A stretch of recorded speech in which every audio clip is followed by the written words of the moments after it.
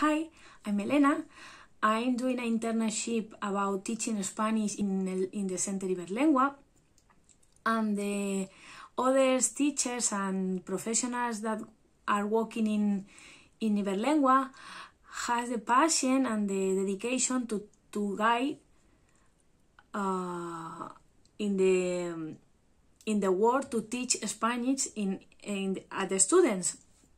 And the ambience is very good and very positive, and I like it a lot, the techniques and the methods that Iberlengua use to teach languages at the students.